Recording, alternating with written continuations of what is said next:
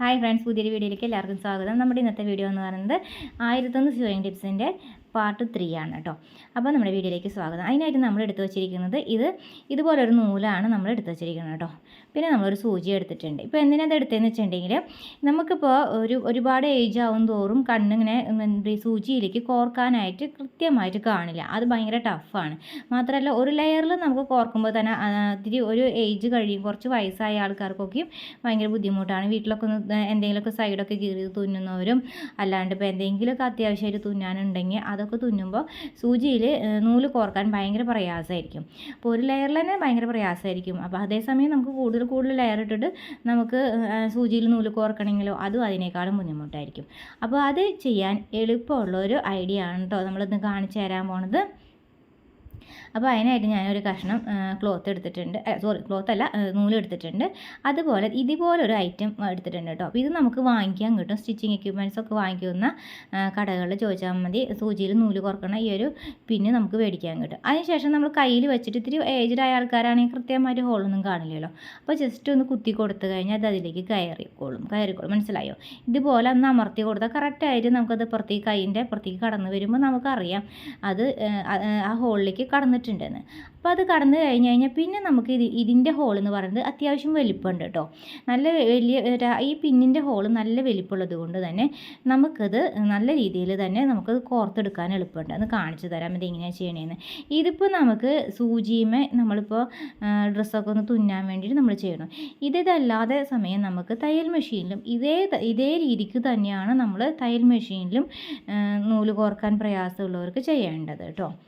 ഇപ്പോൾ നോക്കിക്കോളൂ. ഇപ്പോൾ ഈ പിന്നിൻ്റെ ഹോള് കണ്ടോ, ഭയങ്കര വലുതായതുകൊണ്ട് കണ്ടോ, ക്യാമറയിൽ എത്രത്തോളം കാണുന്നുണ്ടെന്ന് എനിക്കറിയത്തില്ല, കാണുന്നുണ്ടെന്ന് തന്നെയാണ് എൻ്റെ വിശ്വാസം കേട്ടോ. അപ്പോൾ ഇതുപോലെ നമ്മൾ കണ്ടോ ഇത്രയും വലിപ്പമുണ്ട് അതിനകത്ത് ഹോള്. അപ്പോൾ ഇതിലെ കൂടെ നമ്മളത് കടത്തിയെടുത്തിട്ടുണ്ട് കേട്ടോ. എന്ത് എളുപ്പത്തിലാണ് നമ്മളത് കടത്തിയെടുത്തത്.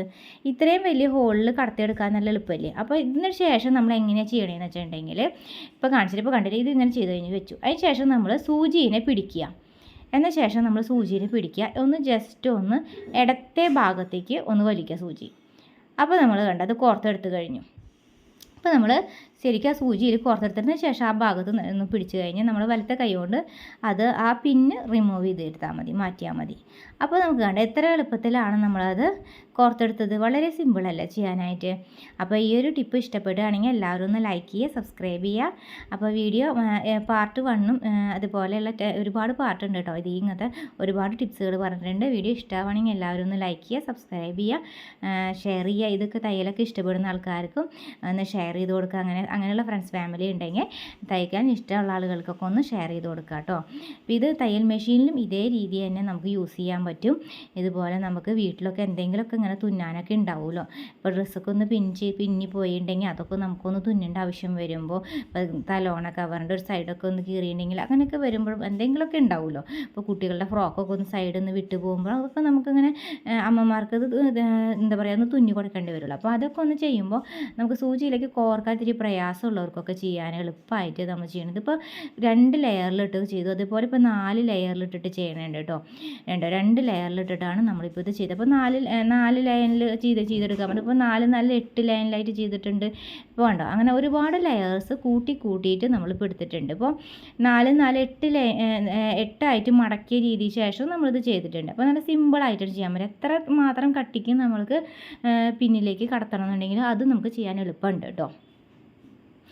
ഇനി പിന്നത്തെ ടിപ്പ് എന്ന് പറയുന്നത് ഇതുപോലെ നമ്മൾ ഒരു ക്ലോത്ത് എടുത്തിട്ടുണ്ട്. അപ്പോൾ ഇതുപോലെ ക്ലോത്ത് എടുത്തിട്ട് നമ്മളിത് കട്ട് ചെയ്ത് കഴിഞ്ഞ ഒരു പീസാണ്. അപ്പോൾ അതിൻ്റെ മുകളിൽ ഇപ്പോൾ കത്രിക വെച്ചിട്ട് നമുക്ക് മടക്കി എടുത്ത് മാറ്റി വെക്കണം എന്ന് വിചാരിക്കുക. അപ്പോൾ എങ്ങാനും നമ്മൾ മറ്റൊരാളുടെ കസ്റ്റമറുടെ ഡ്രസ്സാണെങ്കിൽ ചിലപ്പോൾ നമ്മുടെ കത്രികയുടെ തുമ്പ് കൊണ്ടിട്ട് ആ ഡ്രസ്സ് കീറാനോ പിന്നാനോ ഹോൾ വീഴാനൊക്കെ സാധ്യത കൂടുതലാണ്. അപ്പം അങ്ങനെ വരാതിരിക്കാനായിട്ട് നമ്മൾ ഇതുപോലെ ക്യാപ്പുള്ള സംഭവങ്ങളാണ് നമ്മൾ ആ ഡ്രസ്സിനോട് കൂടെ വെക്കുന്നതെങ്കിൽ നമുക്ക് അത് ആ ഡ്രസ്സുമേ എന്ത് വലിയ പിന്നാനും അതുപോലെ തന്നെ ഹോൾ വരാനും ഇടവരില്ല.